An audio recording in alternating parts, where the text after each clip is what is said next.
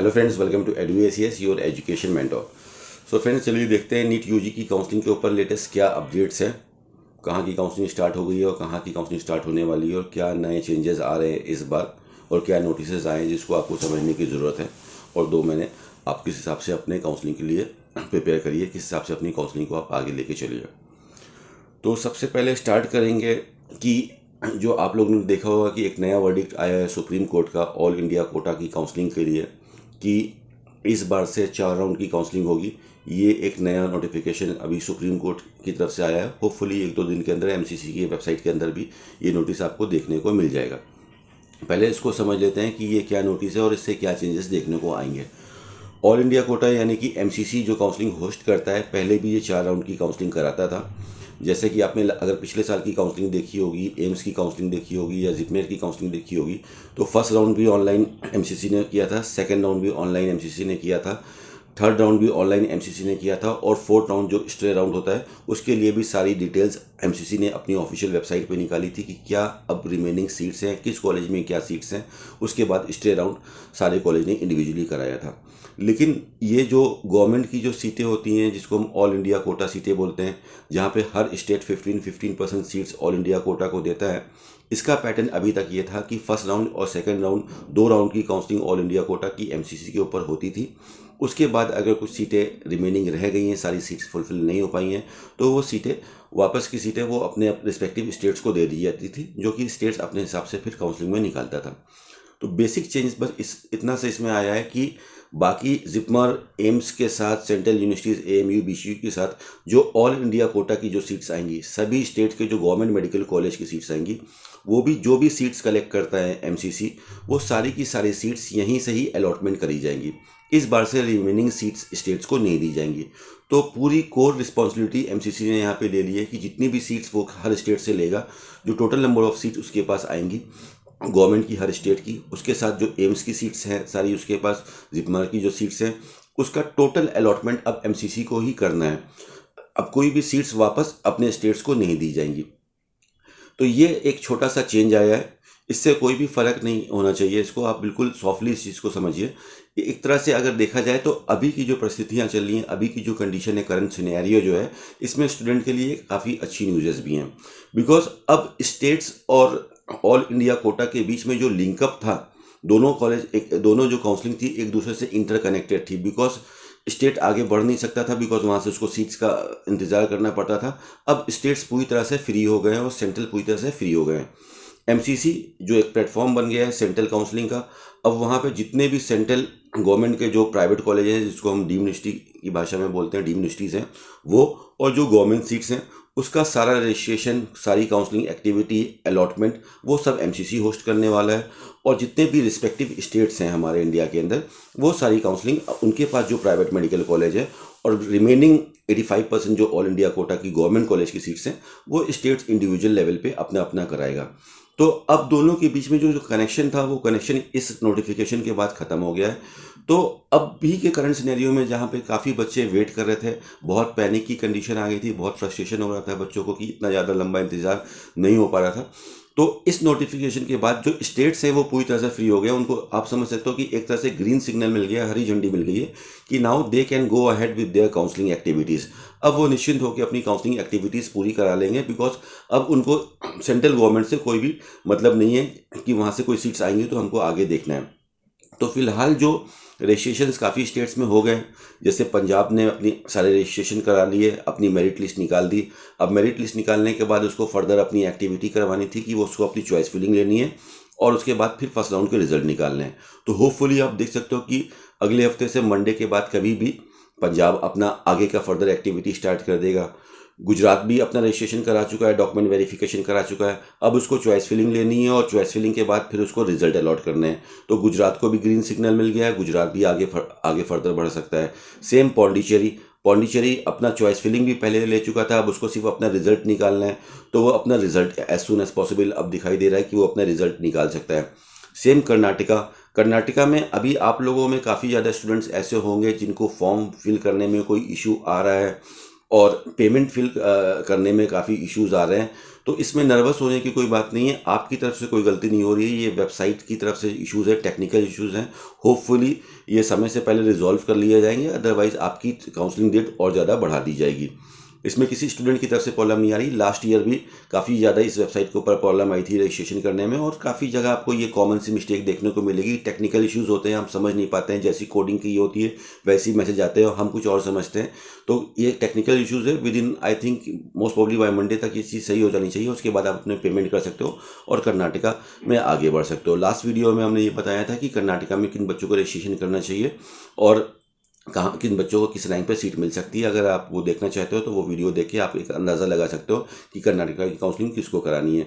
इसी तरह से काफ़ी स्टेट्स हैं जो अभी अपना नोटिफिकेशन निकाल चुके हैं, और काफ़ी स्टेट्स अभी जो वेट कर रहे थे, जैसे बिहार वेट कर रहा है, राजस्थान वेट कर रहा है, एमपी वेट कर रहा है, यूपी वेट कर रहा है, महाराष्ट्र वेट कर रहा है, तेलंगाना, आंध्र प्रदेश, काफ़ी स्टेट्स हैं, वेस्ट बंगाल है, जो अभी भी वेट कर रहे थे कि अब काउंसलिंग कब स्टार्ट करें, सुप्रीम कोर्ट का जजमेंट आ जाने दें, एमसीसी का स्टार्ट आ जाने दें।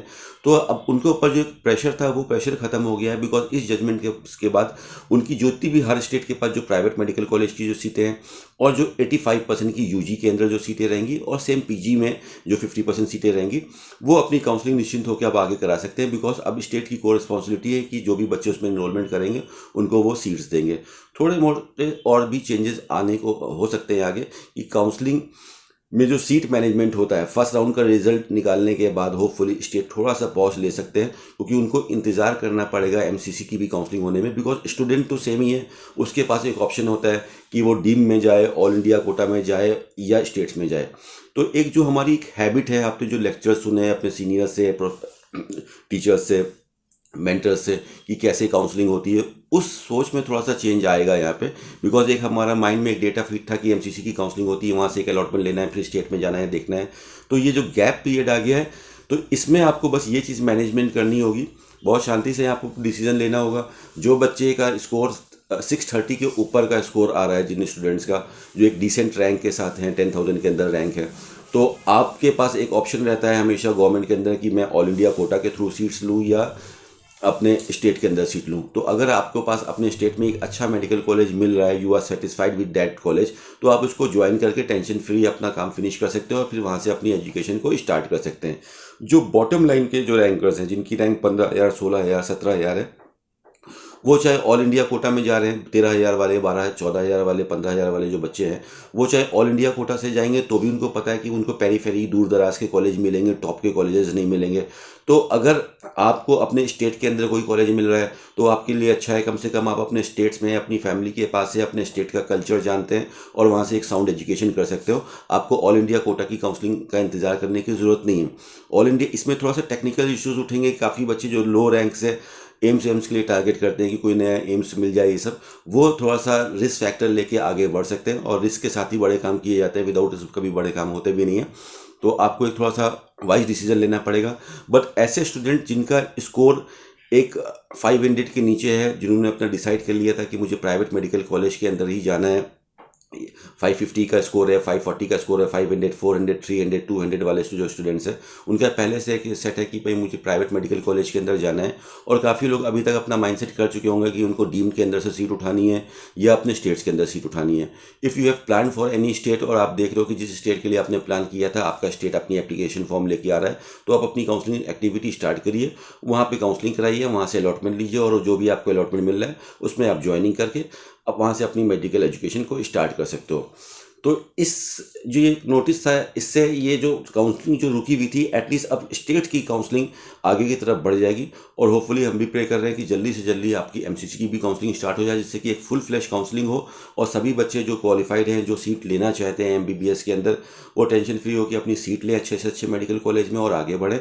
और जो लोग अभी भी डिलेमा में हैं, एक प्रॉपर डिसीजन के साथ नहीं आ पा रहे हैं कि भाई ड्रॉप लूँ कि एडमिशन ले लूँ, किसी ने बोल दिया कि एडमिशन 2 महीने बाद क्या एग्ज़ाम हो जाएगा, 3 महीने बाद एग्ज़ाम हो जाएगा, अभी तक आप लोग को पता है कि कोई भी ऑफिशियल डेट नहीं है आई एग्ज़ाम के लिए। तो अगर आप एडमिशन ले सकते हो तो आप एडमिशन लो, मेरा तो एडवाइस यही रहेगा। और इफ़ यू हैव प्लान कि नहीं आपको रिपीट में जाना है, तो फिर आप किसी की और बात सुन के समय को वेस्टेज मत करें, आप पूरा कंसंट्रेशन लगा के अपना रिपीट के लिए करिए। एक चिल माइंड के साथ आप डिसीजन लीजिए कि जिससे आपके अंदर जो पैनिक हो रही है कि भाई एक प्रॉपर डिसीजन नहीं निकल पा रहा है, कि अगर रिपीट पे जाना है तो आप रिपीट पे जाएँ। और रिपीट के लिए बेसिकली वही जो बच्चों का कुछ गवर्नमेंट कॉलेज कुछ नंबर से छूट रहा है, तो आप उसको नेक्स्ट ईयर में आप देख सकते हो कि स्कोर बढ़ा के हम आ सकते हैं, तो आ जाएं। अदरवाइज स्टेट्स अपनी काउंसलिंग अब स्टार्ट कर देंगे होपफुली मंडे से, या आपको कल परसों से आपको नोटिफिकेशन और देखने को मिल सकते हैं इस नोटिस के बाद। और स्टेट्स में आप अपना रजिस्ट्रेशन कराएं।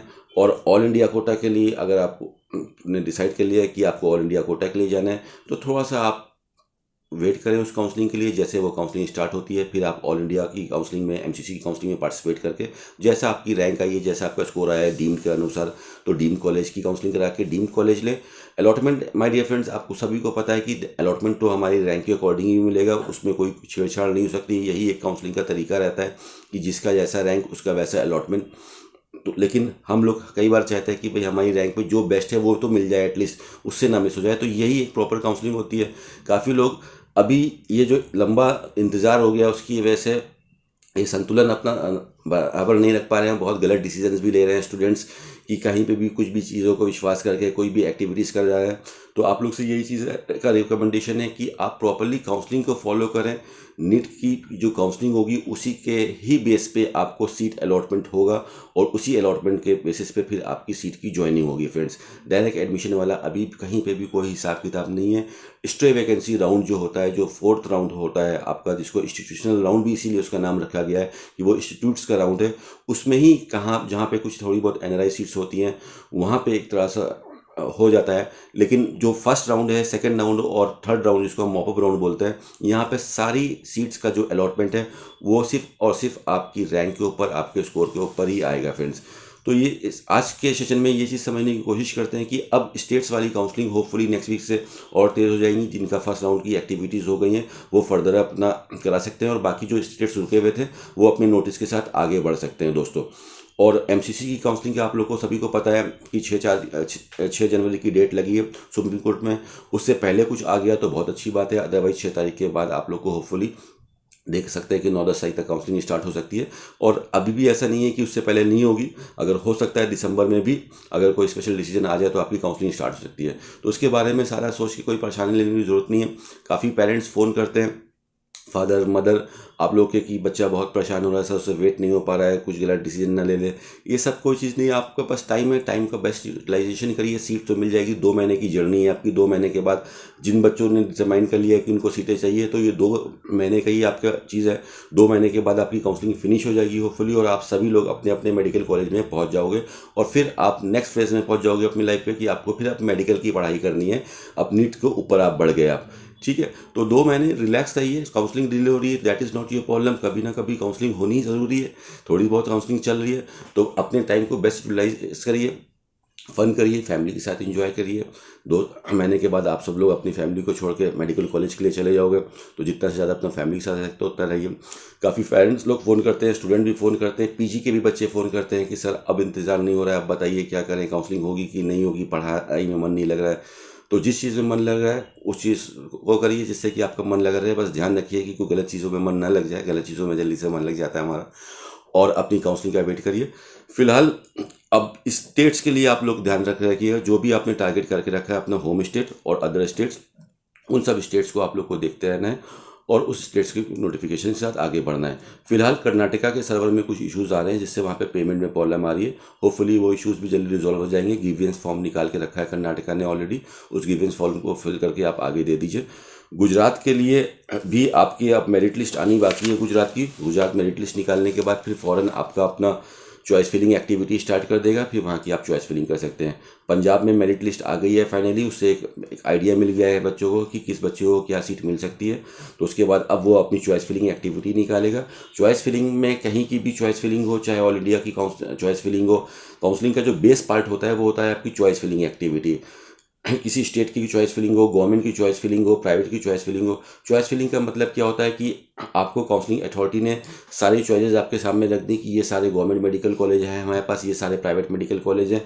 फिर आपको अपनी रैंक के अकॉर्डिंग, अपने मार्क्स के अकॉर्डिंग सेट करना रहता है कि कौन कौन सी चॉइसेस हम अपने कार्ट में ऐड करेंगे, कौन कौन से अपने ऑप्शन एंट्री में फिल करेंगे। तो कोई बाउंडेशन नहीं होती चॉइस फिलिंग में कि हमको इतनी ही चॉइसेस फिल करनी है। You are free enough to fill the all the choices, आप सारी की सारी चॉइसेस फिल कर सकते हो। बट जो मेन पार्ट होता है, ये चीज़ देखी जाती है कि जो मेरी रैंक आई है उस पर कोई ऐसा अलॉटमेंट ना मिल जाए जो उससे ऊपर का हम डिजर्व करते थे।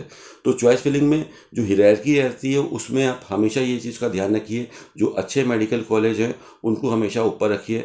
भले आप देख रहे हो कि आपकी रैंक उतनी अच्छी नहीं है, लेकिन तब भी अगर आप अच्छे मेडिकल कॉलेज को ऊपर रखते हो तो उससे कोई फ़र्क नहीं पड़ता है। उससे आप यही अल्टीमेटली होता है कि जो बेस्ट मेडिकल कॉलेज आपकी रैंक पे आ सकता था वो आपको आ जाता है फ्रेंड्स। तो सेशन को यही ख़त्म करते हैं friends. Wish you all the very best for your counselling activities. मिलते हैं अगर कोई और अपडेट आता है काउंसलिंग का जब, तो आपके साथ फिर से एक सेशन में मिलेंगे जहाँ पे और इसके बारे में डिस्कशन करेंगे फ्रेंड। तब तक के लिए थैंक यू सो मच।